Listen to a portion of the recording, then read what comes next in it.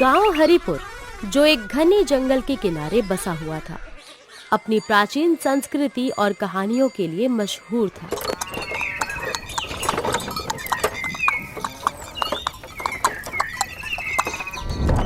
इस गांव के केंद्र एक पुराना पुस्तकालय था, जिसे लोग भूतिया मानते थे। पुस्तकालय की दीवारें समय के साथ हरी हो गई थी और उसकी खिड़कियां हमेशा बंद रहती थी। गांव के बच्चे अक्सर उस पुस्तकालय के बारे में कुछ खौफनाक सुनते थे और इसके रहस्यमय कहानी के बारे में बातें करते थे।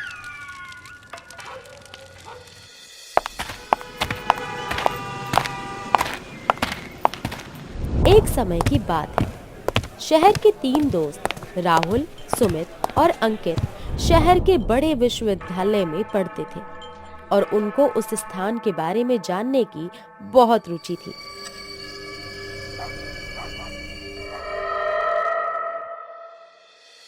इसलिए वह उस गांव का रहस्य पता करने आए।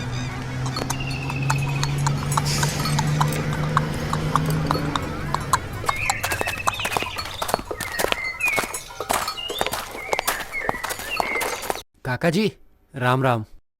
हाँ जी बेटा, बोलो। अरे काका जी, ये भूतिया पुस्तकालय किस तरफ है? क्यों बेटा, तुम्हें क्या काम है उस पुस्तकालय से? वो तो काफी सालों से बंद है। वहां जाके क्या करोगे? वो जगह सही नहीं है। अरे काका जी, हमने वहाँ की बहुत सी अद्भुत और रोमांचक कहानी और अफवाहें सुनी है। कैसी अफवाह सुनी है बेटा?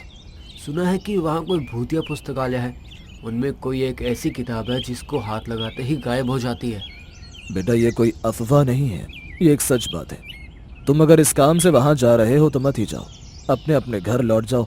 ऐसा करना सही नहीं है। अरे काका जी, ऐसा कुछ नहीं होता।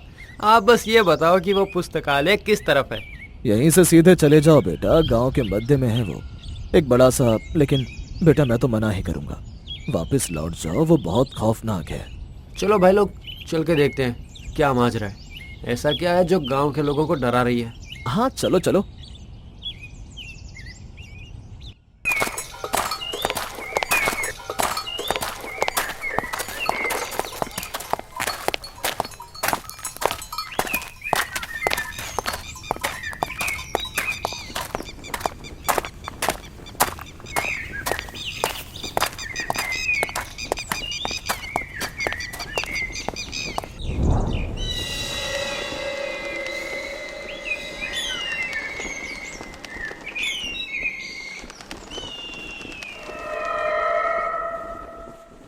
यार, ये पुस्तकालय तो किसी हवेली जैसा लग रहा है। हाँ यार, शहर में तो इतनी बड़ी जगह होती है काहे? और ये कितनी रोमांचक जगह है। चलो अंदर चले।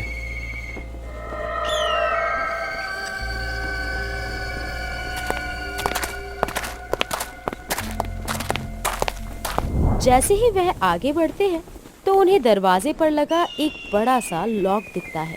अरे यार, यहाँ तो लॉक लगा हुआ है। अब क्या करें?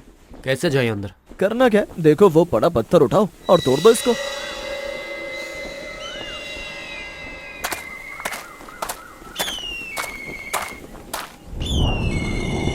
तभी अंकित आगे बढ़ता है और एक बड़ा पत्थर उठाकर ताला तोड़ देता है। जैसे ही वो दरवाजा खोलते हैं, अंदर से एक ठंडी सी अजीब सी डरावनी सी हवा चलती है। तभी वो अंदर जाते हैं और वो जगह डरावनी सी लगती है। ये देखकर वो आश्चर्यचकित हो जाते हैं। भाई, मुझे तो डर लग रहा है, चलो वापस चलते हैं। हाँ भाई, लग तो रहा है। चलो वापस चलते हैं। अरे तुम डर गए? चलो, अंदर कुछ नहीं है, मैं हूं ना साथ। अंदर चलो।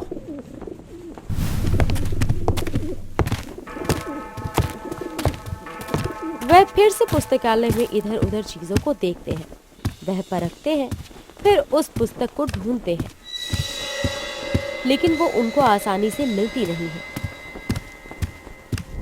लेकिन काफी ढूंढने के बाद उन्हें संदूक पर रखी पुरानी पुस्तक दिखती है, जो कि एक अद्भुत और रहस्यमय प्रतीत हो रही थी।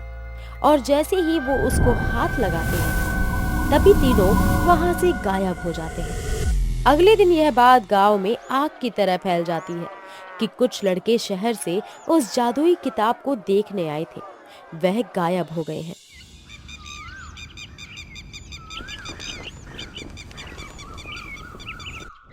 मैंने तो उन बालकों को समझाया भी था, वो माने ही नहीं। अब हो गए ना उस किताब में लुप्त। मुखिया जी, हम गांव वालों को कुछ तो करना होगा ताकि उस भूतिया पुस्तकालय के पास कोई न जाए। जो भी वहां जाता है वापस ही नहीं आता। हाँ, लेकिन हम क्या कर सकते हैं? वहां तो काफी अंधेरा होता है, जंगली जानवर भी काफी हैं और वहां जाना खतरे से खाली भी नहीं है। हाँ मुखिया जी, बात तो सही बोल रहे हो, पर अब कुछ उपाय तो करना पड़ेगा। इसीलिए तो हमने जंगल और गांव के बीच ये कटीली जाली लगवा रखी है। बस एक मुख्य द्वार है जो जंगल के लिए, ताकि गांव वाले लकड़ियां व अपनी जरूरत की चीज ला सके। मुखिया की बात सुनकर गांव वाले चुप्पी साधे अपने अपने कामों की ओर बढ़ जाते हैं। उसी गांव में एक अर्जुन नाम का लड़का अपने माता पिता और उसकी छोटी बहन के साथ रहता था, जो केवल 16 साल का था। वो अपने साहस और जिज्ञासा के लिए जाना चाहता था। वो हमेशा नए अनुभवों की खोज में रहता था। उसकी आंखों में चमक थी और दिल में उत्साह। उसका सपना था कि वो एक दिन उन रहस्यों को उजागर करेगा जो पुस्तकालय में छिपे थे, और उसकी कहानी व रहस्य उत्साहित करती थी। अर्जुन का परिवार साधारण था। उसके पिता गांव के स्कूल में शिक्षक थे और माँ एक गृहिणी थी। उसकी एक छोटी बहन भी थी जिसका नाम रिया था, जो कहानियों की बहुत शौकीन थी। अर्जुन अक्सर उसे पुस्तकालय की कहानियां सुनाया करता था और उसे भी वहां जाने का बहुत शौक था।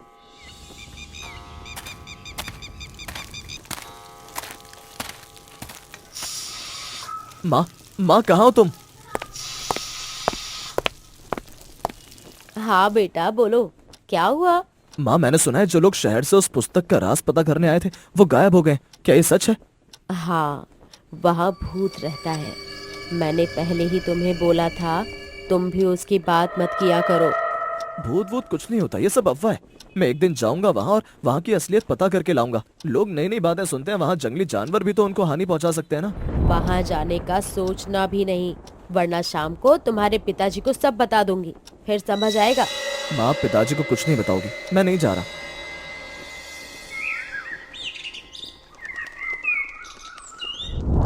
गांव के लोग अक्सर कहते थे कि पुस्तकालय में रात के समय अजीब आवाजें आती थी। बुजुर्गों का कहना था कि वहां एक अदृश्य किताब थी जो केवल कुछ चुनिंदा लोगों को दिखाई देती थी। कहते थे कि जिसने भी उस किताब को छू लिया वो हमेशा के लिए उसमें फंस जाता था। ये सुनकर बच्चे अक्सर डर जाते थे, लेकिन अर्जुन के मन में वो कहानियां सुनकर केवल जिज्ञासा बढ़ती थी।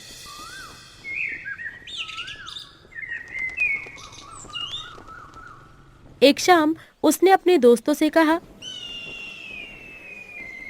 चलो हम इस पुस्तकालय के रहस्य का सामना करें। चलो आज रात को हम वहां ये पता करते हैं कि वहां की असलियत क्या है।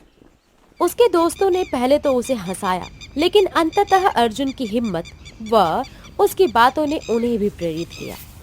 उन्होंने रात में एक साथ जाने का निर्णय लिया। जब रात आई तो अर्जुन और उसके 3 दोस्त सिद्धार्थ, मोहन और साक्षी और साथ ही उसकी छोटी बहन रिया एकत्र हुए। उन्होंने हाथ में टॉर्च लेकर पुस्तकालय की ओर बढ़ना शुरू किया। जैसे जैसे वे वहां पहुंचने लगे, गांव का अंधेरा और गहरा हो गया। जैसे ही वह पुस्तकालय के पास पहुंचे तो उन्होंने पुस्तकालय के दरवाजे पर एक टूटा हुआ ताला लटका हुआ देखा। तो वो आगे बढ़ के दरवाजे को धक्का मारते गए। दरवाजा खुलते ही एक ठंडी हवा का झोंका उनके चेहरे पर लगता है। अंदर का दृश्य भयानक था। किताबों का ढेर बिखरा हुआ था और एक सन्नाटा छाया हुआ था, और खिड़की से आ रही चांद की एक हल्की रोशनी उस मंजर को खौफनाक बना रही थी। डर लग रहा है, हम अंदर नहीं जा रहे, अंदर तुम ही जाओ। अरे चलो, कुछ नहीं होगा। हाँ चलो, हम सब साथ हैं तो कुछ नहीं होगा। चलो मेरे पीछे पीछे आओ। जैसे ही वे अंदर गए, अर्जुन ने देखा कि दीवारों पर धूल जमी हुई थी और हर चीज में एक पुराना जादू था। वहां की किताबें अद्भुत थी, तभी उनकी नजर संदूक पर रखी उस रहस्यमय किताब पर पड़ी, लेकिन उन्होंने उन्हें छूने से पहले एक दूसरे को देखा। क्या हम यहाँ सच में आ गए? हाँ, लेकिन हमें अपने डर को पार करना होगा। यहाँ देखो, ये किसी राजा के ऊपर लिखी किताब है। रुको, मैं इसको खोलकर देखता हूँ। रुको रुको, क्यों, अब क्या हुआ? तुम भूल गए? गांव वाले बोलते हैं हाथ लगाते ही सब गायब हो जाता है। हाँ भैया, इसको हाथ मत लगाना, वरना मैं बाबा को बता दूंगी। अरे ऐसा कुछ नहीं होता, तुम सब एक दूसरे का हाथ पकड़ो और देखो, कुछ नहीं होगा। फिर सभी ने एक दूसरे का हाथ पकड़ लिया। अर्जुन ने किताब की ओर हाथ बढ़ाया। जैसे ही उसने किताब को छुआ, एक तेज रोशनी चारों ओर फैल गई और सभी दोस्तों ने महसूस किया कि वे अचानक उस किताब की दुनिया में चले गए। ये क्या हो रहा है? मुझे लगता है कि हम किसी कहानी का हिस्सा बन गए हैं। भैया, ये हमारे पहनावे को क्या हुआ? सभी ने एक दूसरे को देखा और अर्जुन ने महसूस किया कि वो अब एक राजा है और उसके चारों दोस्त उसके दरबार के सदस्य बन गए थे। सिद्धार्थ एक बुद्धिमान मंत्री था, साक्षी रानी बन गई, रिया एक योद्धा और मोहन एक कूटनीतिज्ञ बन गया था। तभी वहाँ एक छाया प्रकट होती है। वो असल में वही राजा होता है जो अभी अर्जुन बना हुआ है। राजा अर्जुन को बोलता है, यह काफी समय पहले की बात है, जब मैं इस जगह का राजा हुआ था। मेरे राज्य में एक दानव घुस आया था। मैं उस दानव से लड़ते लड़ते अधमरी हालत में भागता हुआ तुम्हारे गांव आया और रात के समय उस पुस्तकालय में जाकर छुप गया। मैं मरने की हालत में था। तब मैंने इस किताब में सब कुछ लिखा और मेरी मृत्यु हो गई और मेरी आत्मा इस किताब में रह गई। और फिर मैंने लोगों को इस किताब से आवाज दे के बुलाया था, लेकिन कुछ लोग आए भी, लेकिन वो मेरा बदला न ले सके। जो भी इस किताब को हाथ लगाता था वो मेरे किरदार में आ जाता, ताकि वो मेरा बदला पूरा करके मेरी आत्मा को शांति दिलवा सके। मैं आपका बदला अवश्य लूंगा और आपकी आत्मा को शांति दिलवाऊंगा और साथ ही उस राक्षस को भी हराऊंगा। तुम सफल हो। हम एक दुश्मन के खिलाफ लड़ाई के लिए तैयार हैं, लेकिन ये दुश्मन कौन है? यहाँ पर एक भयानक दानव है जिसने हमारे राज्य को आतंकित कर रखा है। अगर हम उसे मार देते हैं तो हमारी आत्माएं शांति पाएंगी। फिर वो राज्य की ओर बढ़े। राज्य में जाने के बाद उन्होंने सुना कि दानव एक घने जंगल में रहता है। अर्जुन ने अपने दोस्तों को संगठित किया। हमें इस दानव का सामना करना होगा। हम सभी को एकजुट होकर लड़ना होगा। सभी ने अपनी अपनी भूमिका निभाने का निर्णय लिया। रिया ने अपने युद्ध का कौशल दिखाने के लिए तलवार उठाई। सिद्धार्थ ने दानव की कमजोरियों के बारे में सोचते हुए अपनी बुद्धिमानी का उपयोग किया और मोहन ने योजना बनाई।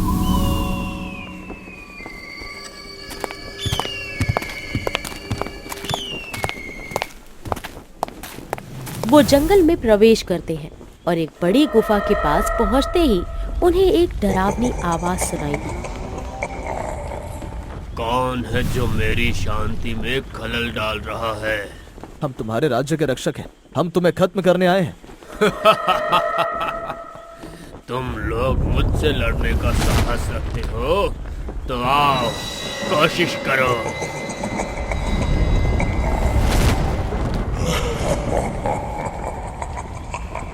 युद्ध शुरू हुआ। अर्जुन ने दानव पर वार किया, लेकिन वह अपने विशाल आकार में ढलने के लिए तैयार नहीं था। मोहन ने अपनी चतुराई से दानव को फंसाने की कोशिश की, जबकि रिया ने उसकी कमजोरियों को पता लगाने की कोशिश की। सिद्धार्थ, अब तुम्हारी बारी है। सिद्धार्थ ने अपनी बुद्धिमानी का प्रयोग करते हुए दानव की रणनीति को समझा और एक योजना बनाई। अगर हम इस पर एकजुट होकर हमला करें तो हम जीत सकते हैं। सभी ने एक साथ मिलकर हमला किया। अर्जुन ने अपनी तलवार से दानव को एक शक्तिशाली वार किया। दानव ने दर्द से चीखते हुए पीछे हटने की कोशिश की, लेकिन रिया पीछे से हमला करके उसे पीछे हटने से रोका। हमारी एकता ही हमारी ताकत है। जैसे ही दानव गिरा, अर्जुन उसे खत्म करने के लिए अंतिम वार करता है। अब तुम्हारी दुष्टता का अंत होगा।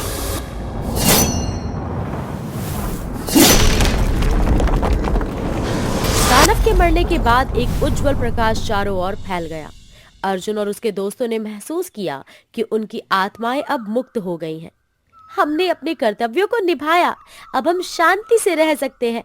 जैसे ही सब कुछ सामान्य हुआ, तभी वहां राजा की आत्मा एक प्रकाश के साथ प्रकट हुई और अर्जुन से बोला, धन्यवाद अर्जुन, तुमने और तुम्हारे साथियों ने मिलकर मेरी मदद की और मेरी आत्मा को शांति दिलवाई। तुम में कुछ अद्भुत बात है और तुम बहुत साहसी हो। बताओ अर्जुन, मैं तुम्हारी क्या मदद कर सकता हूँ? महाराज, आप बस मुझे और मेरे दोस्तों को वापस वर्तमान में भेज दो, बस यही विनती है आपसे। तुमने मेरी बहुत सहायता की है, तुम्हारा मेरे ऊपर ही उपकार है। तुम्हें जब भी मेरी जरूरत पड़े मुझे याद करना, मैं तभी तुम्हारे सामने प्रकट हो जाऊंगा।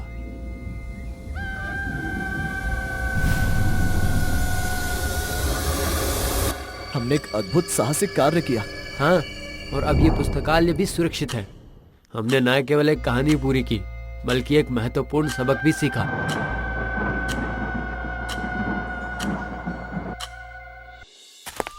अब अर्जुन और उसके दोस्त गांव लौटे तो उन्होंने अपने माता पिता को परेशान पाया। फिर उन्होंने अपनी कहानी सुनाई। पहले तो लोग उनको मजाक में लेते रहे, लेकिन धीरे धीरे उनकी सोच बदल गई। उन्होंने अर्जुन और उसके दोस्त के साहसिकता की सराहना की।